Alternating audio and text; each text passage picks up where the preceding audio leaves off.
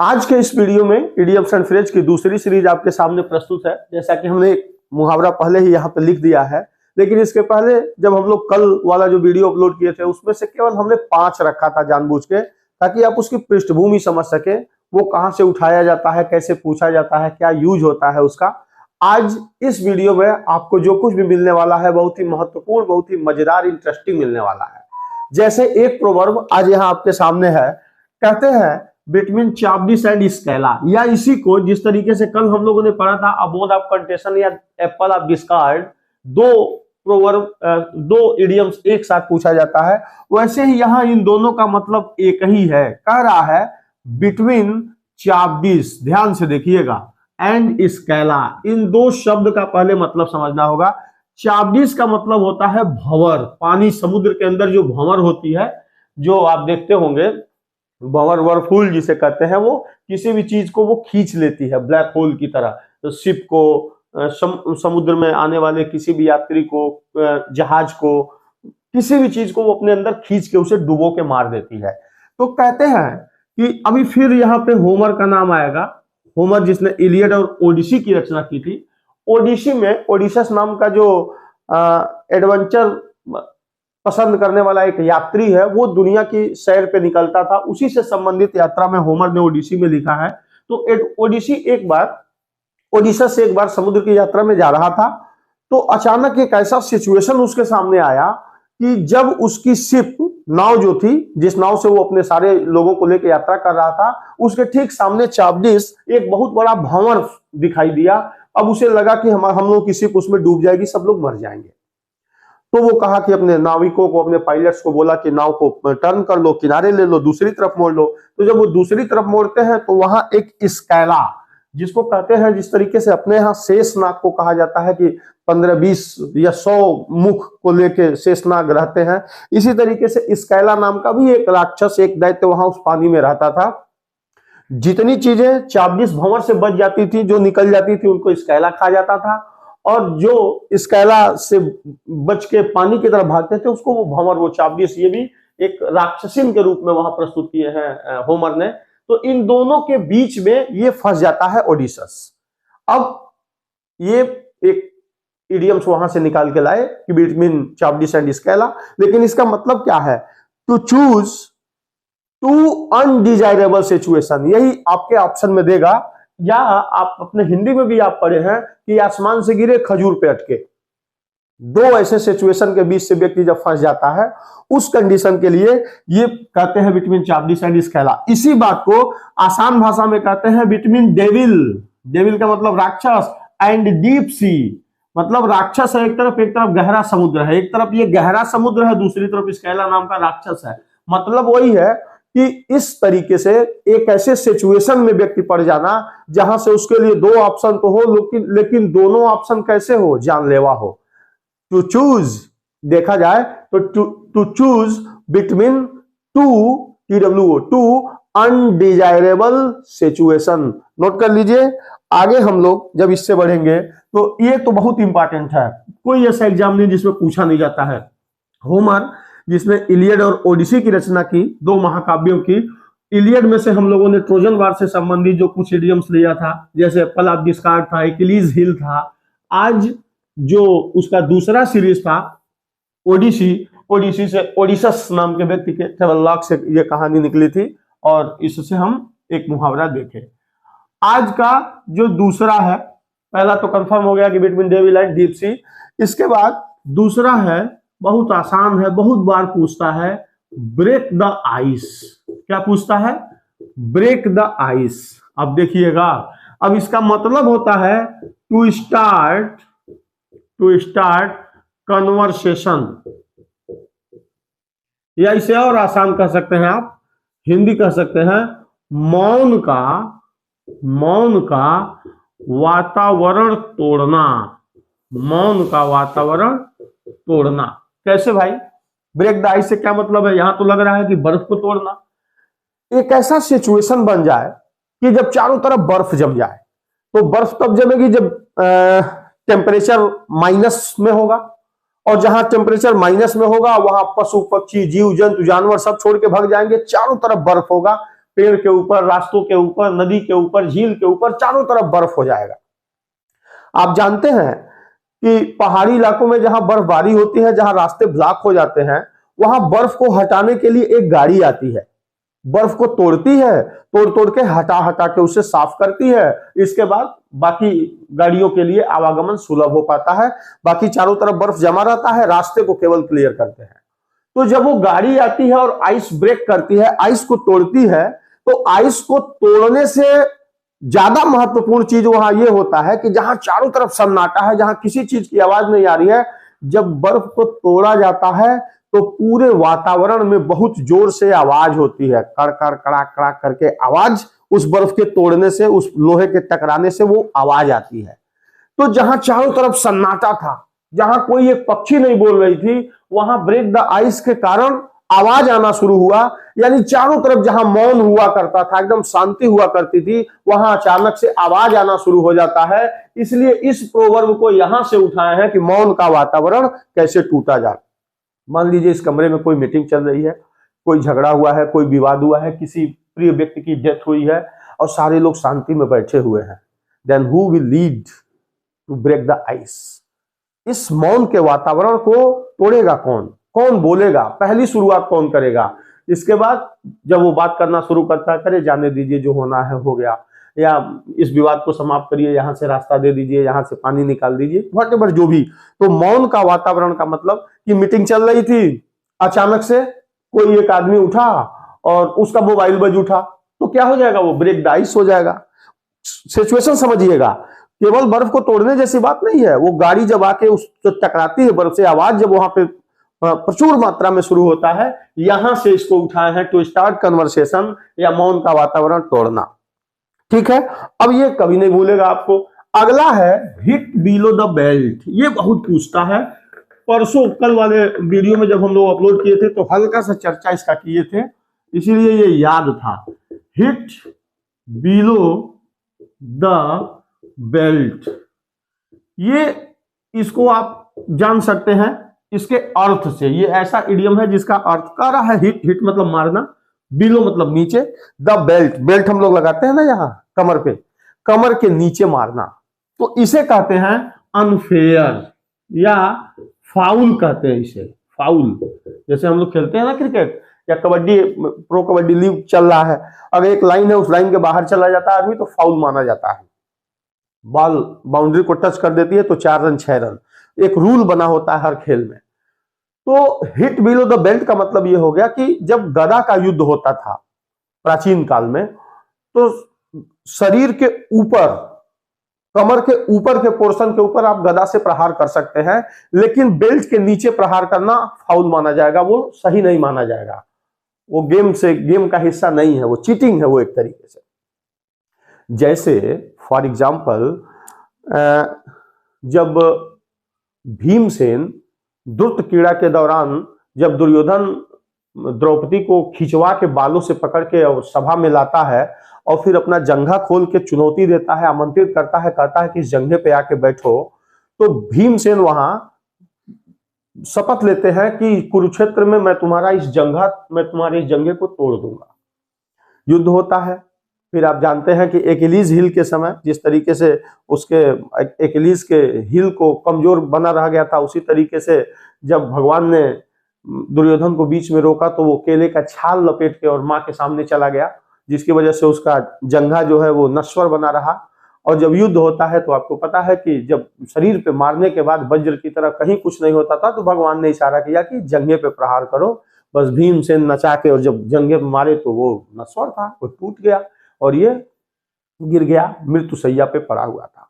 लेकिन बात यहां तक यही समाप्त नहीं होती है। जैसे ये सूचना श्री कृष्ण के बड़े भाई बलदाऊ को मिला, बलदाऊ का शिष्य था दुर्योधन जो गदा युद्ध में उसे सिखाए थे, तो वो आके भीम को मारने के लिए आतुर हो जाते हैं। वो कहते हैं कि मैं इसे मार दूंगा क्योंकि इसने हिट बिलो द बेल्ट, नीचे प्रहार किया है, जो फाउल है, जो गदा युद्ध के दौरान। और फिर उनके गुरुओं को भी बहुत कोसते हैं कि क्या तुमने गुरुओं के द्वारा सिखाए हुए सारे ज्ञान को भुला दिया, तुमने अपमान किया, बहुत सारा गुस्साते हैं। और जब उसे मारने जाते हैं भीम को, तो दाऊ को भगवान श्री कृष्ण पकड़ लेते हैं और उनसे कहते हैं कि जितना दुराचार, जितना अत्याचार दुर्योधन किया था, आप तो कभी इसको टोकने नहीं आए, आज आप अचानक से चले आए हैं। जिस दिन हमारे पास ये दोनों लोग युद्ध का निमंत्रण लेके गए थे, मैंने कहा मेरी एक तरफ से नारायणी सेना रहेगी, दूसरी तरफ से मैं निहत्था रहूंगा, और आपके पास जब मैं भेजा तो आप तो तीर्थ यात्रा पे निकल गए। जिस समय धर्म और अधर्म का युद्ध चल रहा था, बीच में आपको यहाँ रह के अंपायर की भूमिका निभानी थी, तो आप तो वहां से चले गए, मर्यादा देखने आज चले आए हैं। और मर्यादाएं कब से पक्षपात करने लगी है दाऊ? बहुत शानदार वो स्पीच है महाभारत के एपिसोड का, पूछते हैं उससे, सवाल करते हैं दाऊ से, और अंत में कहते हैं कि जब लाक्षागृह में आग लगी, जब भीमसेन को पॉइजन दिया गया, जब द्रौपदी को खींचा गया, जब इस असभ्य योद्धा ने उसे अपने जंगे पे बैठाने का निमंत्रण दिया, उस दिन आप कहां थे? लेकिन कुल मिला के इस कहानी का मतलब यही है कि हिट बिलो द बेल्ट का मतलब होता है unfair thing, to do unfair things, कोई ऐसा काम करना जो लीगल ना हो, जो उचित ना हो, जो अनैतिक हो। कमर के नीचे का प्रहार करने का मतलब यहां से तो ये आपको आसानी के साथ समझ में आ ही गया होगा।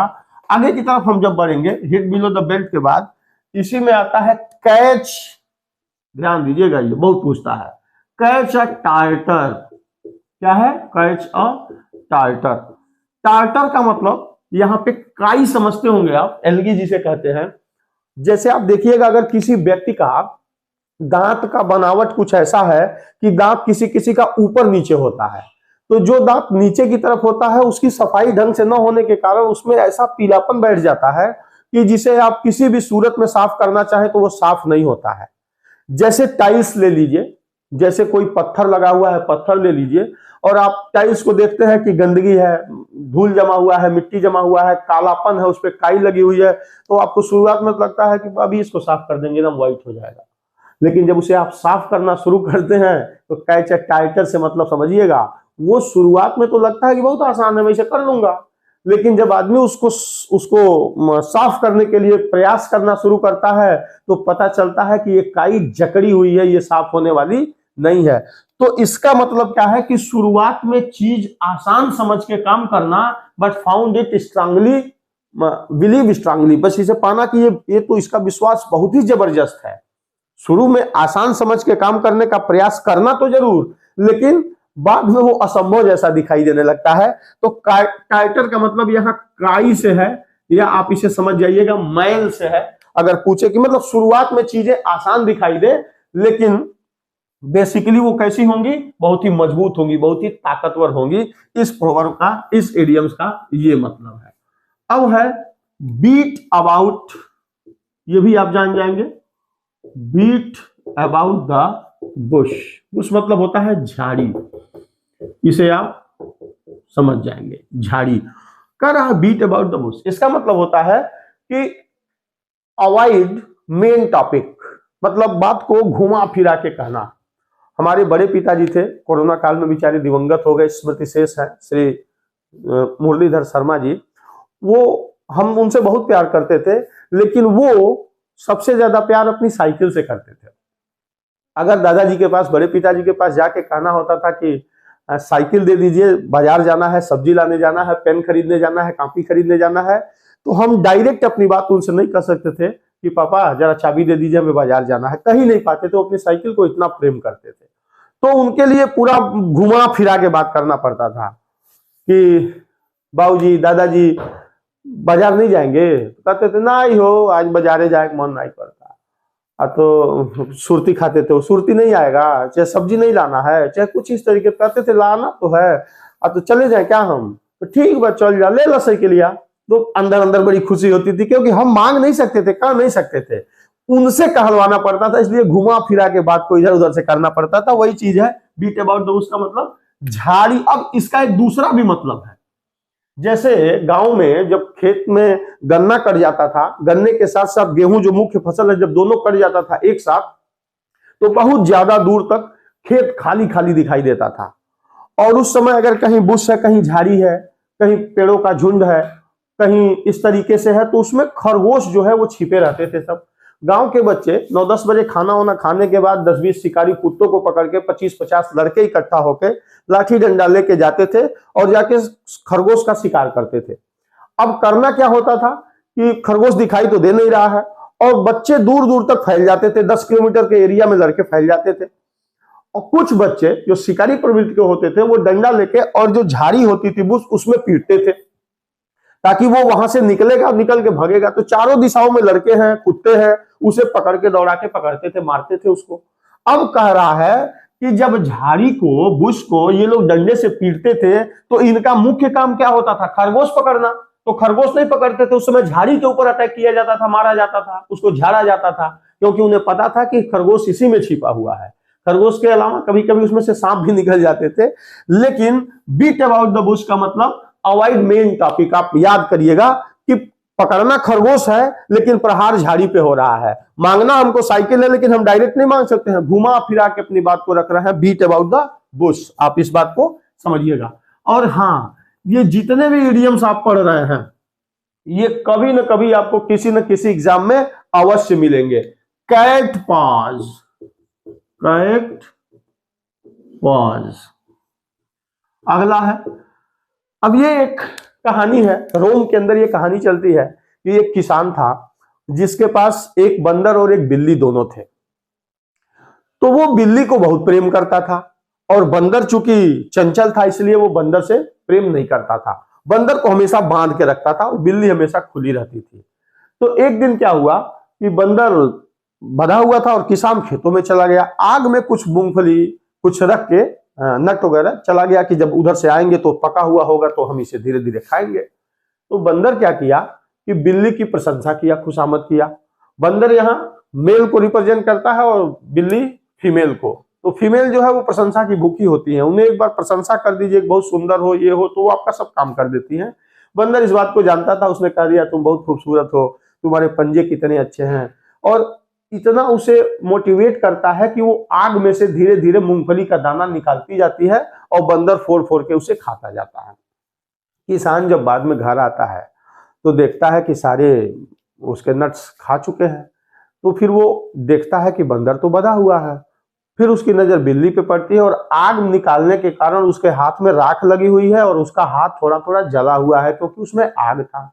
तो उसकी समझ में आ जाता है कि हम इसे इतना प्रेम करते हैं और ये मेरे साथ ऐसा कर रही है। बंदर बेचारा बंधा हुआ है, कितना शरीफ है, और इस बिचारी को मार पड़ती है, डंडा पड़ता है। तो कैट पॉज का मतलब ये होता है किसी दूसरे व्यक्ति के द्वारा किसी दूसरे व्यक्ति से आप अपना काम करवा लीजिए। कैट पॉज यहां से लिया है। एक है बेटा dog in मैंगर। Dog in manger को कहां से लाया है देखिएगा। इसका मतलब होता है neither play nor let anyone play. इसका मतलब क्या हो जाएगा, हिंदी में आप सुने होंगे खेलब न खिलाइब खेलिए बिगाड़ब। सीधी बात है, खेलने भी नहीं देंगे और हम खेल को खेलेंगे भी नहीं और किसी दूसरे को खेलने भी नहीं देंगे। गांव में जब क्रिकेट का मैच होता है तो अगर किसी ताकतवर खिलाड़ी को, कमजोर तो बहस करेगा ही नहीं, किसी ताकतवर खिलाड़ी को अगर आप मैच न खिलाइए, बॉलिंग मत दीजिए, बैटिंग मत दीजिए, तो अगले दिन पिच पे आके वो कुछ ऐसा सांस्कृतिक कार्यक्रम करता है कि अगले दिन मैच बाधित हो जाता है। वो खेलने के लिए क्रम को, भूमि को शोधना शुरू कर देता है, लोटा का पानी वानी ले आके खेलना ही बिगाड़ देता है। तो neither play nor let anyone play, dog in manger को लिया कहां से ये समझिए। जैसे कुत्ता है और वो कुत्ता जैसे कूड़े का ढेर है जहां सारे लोग अपने कॉलोनी का कूड़ा ले जाके डालते हैं, कोई जो बॉक्स बकेट होता है उसमें डाल देते हैं। वो कुत्ते क्या करते हैं, उसमें लेटे रहते हैं। उसमें गोभी का पत्ता है, उसमें मटर का छिलका है, उसमें भूसा है, उसमें बहुत सारी चीजें हैं जो जानवरों के खाने के लिए उपयोगी है। लेकिन जैसे कोई जानवर वहां जाएगा, बैल जाएगा, गाय जाएगी, बकरी जाएगी, जबकि जानवर से, कुत्ते से उस चीज से कोई लेना देना नहीं है, लेकिन वो उसे भौंकता है, उसको काटने के लिए दौड़ाता है, उसको वहां से खदेड़ देना चाहता है। जबकि वो पत्ता वो कुत्ता नहीं खाएगा, लेकिन उसकी आदत में हो गई है कि ये मेरा है, इसे मैं खाऊंगा, ये इसमें से जो भी चीजें पड़ेंगी पहले मेरा अधिकार है, और वहां से उस जानवरों को, शाकाहारी जानवरों को वहां से वो खदेड़ देता है ताकि उसके ऊपर पूरा आधिपत्य रहे। तो डॉग इन मैंगर का ये मतलब है कि खेलब न खिलाइब खेलिए बिगाड़ब। अगला है फेबियन पॉलिसी। क्या है? Fabian policy. रोम के अंदर एक बार युद्ध हुआ और एक पड़ोसी राजा एक दूसरे राजा के ऊपर अटैक किया तो उसकी किला जो थी वो अभेद थी, उसको जीता नहीं जा सकता था। वहां का जो प्रधानमंत्री था फेबियन था, उसने कहा कि ऐसा है, लड़ने की जरूरत ही नहीं है, अपने महल के आगे खाई है, खाई में पानी भरा हुआ है, ये लोग तैर के आ नहीं सकते, तो आप ऐसा करिए कि निश्चिंत रहिए, युद्ध करने से बढ़िया है कि हम लोग ऐसे बिना लड़े जीत जाएंगे। तो करना क्या होगा, चारों तरफ से जो गेट थे बड़े बड़े, उस दीवारों को बंद करा देता है और फिर खूब आराम से, उनको ये लगता ही नहीं है कि युद्ध जैसा कोई बाहरी आक्रमण, और वे लोग आके खुले आकाश के नीचे पड़े हुए हैं, जहां बर्फ पड़ रहा है, जहां बारिश हो रही है, जहां खाने की किल्लत है, जहां राशन नहीं है, वो लोग सोच रहे हैं कि अंदर घुसे तो किसी तरीके से जीवन यापन हो। और फेबियन जो है धीमी गति से, एकदम आराम से, रिलैक्स, उसे लग ही नहीं रहा है कि कोई युद्ध जैसा कोई खतरा देश के ऊपर मंडरा रहा है। तो सोच समझ के धीमे धीमे लागू किए जाने वाली नीति को फेबियन पॉलिसी कहते हैं। उसे पता है कि सेना आके अड़ चुकी है, लेकिन यह भी पता है कि लड़ेंगे तो हमारे कुछ लोग मारे जा सकते हैं, हम युद्ध हार सकते हैं, बिना लड़े भी इनसे जीता जा सकता है, बस दरवाजा बंद रखना है, वो लोग बाहर रहे, उन्हें मौसम मार देगा, उन्हें बर्फ मार देगा, ओलावृष्टि मार देगी, उन्हें तूफान मार देगा, उन्हें भूखमरी मार देगी, और इस तरीके से फेबियंस की जीत होती है। वो लोग वापस, कुछ लोग मर जाते हैं भूख से, कुछ लोग आंधी तूफान से, कुछ बच के वहां से भाग के जान बचाते हैं, बिना युद्ध किए वो जीत जाता है। तो फेबियन पॉलिसी का मतलब यहां से उठाया गया है कि कोई ऐसी नीति जो खूब सोच समझ के इत्मीनान से की जाने वाली कोई भी नीति होगी, उसे हम फेबियन पॉलिसी के नाम से जानेंगे। एक बहुत शानदार पूछता है, च्यू द कड। कड मतलब होता है, समझिए, च्यू द कड। कड मतलब होता है जुगाली करना। गांव पे देखिएगा जो जानवर होते हैं, गाय और भैंस, वो दिन में जब जाते हैं चारागाह में, तो चारा चरने के बाद जब वापस आते हैं तो वे मुंह को खोल के जुगाली करते हैं। जुगाली पगुरी जैसा, इस तरीके से वो करते हैं खाने को डाइजेस्ट करने के लिए। तो जब वो करते हैं, जुगाली करते हैं, तो भैंस अपना आंख बंद कर लेती है, गाय अपना आंख बंद कर लेती है और बहुत आराम से उस जुगाली को वो करती है। क्यों? क्योंकि खाने को डाइजेस्ट करने के लिए। लेकिन ये लोग क्या करते हैं, च्यू द कड का मतलब होता है कि उसको जब ये इडियम्स लिया गया वहां से, तो जुगाली करते समय भैंस को ऐसा लगता है कि जैसे वो कितना दूरदर्शी थाट उसके दिमाग में है, कितना फिलॉसफी भरा हुआ है, और वो आंख बंद करके इस समय डाइजेस्ट नहीं कर रही है भोजन को, जैसे किसी वो बहुत बड़े थाट के ऊपर डिस्कशन कर रही हो, किसी थाट को वो वहां से लेके आ रही हो। ऐसा लगता है कि जैसे आराम से, इत्मीनान से किसी बहुत बड़े लक्ष्य को प्राप्त करने की योजना बनाने का काम जो है च्यू द कड से आप जोड़ेंगे और ये आपका काम हो जाएगा। अगला है एन एक्स टू ग्राइंड। बहुत पूछता है, अपनी कुल्हाड़ी में धार लगवाना, सेल्फिश मोटिव है, किसी दूसरे व्यक्ति से अपना काम करवा लेना। एन एक्स टू ग्राइंड के लिए प्रयोग होता है। एक कुल्हाड़ी था और ग्राइंड मतलब उसमें धार पकड़ाने के लिए लोहार के पास एक आदमी जाता है और बातों को घुमा फिरा के अपने लोहे में धार लगवा के फिर वो चला आता है। अपने स्वार्थ की सिद्धि करने के लिए इस प्रोवर्ब का यूज किया जाता है। ध्यान से देखिएगा, जितने भी प्रोवर्ब का, जितने भी इडियम्स का एक्सप्लेनेशन हम लोग यहाँ कर रहे हैं, इसे आप अपनी एक फाइल बना लीजिए, इसे आप अपना नोट्स बना लीजिए और उसमें आप अपडेट करते जाइए।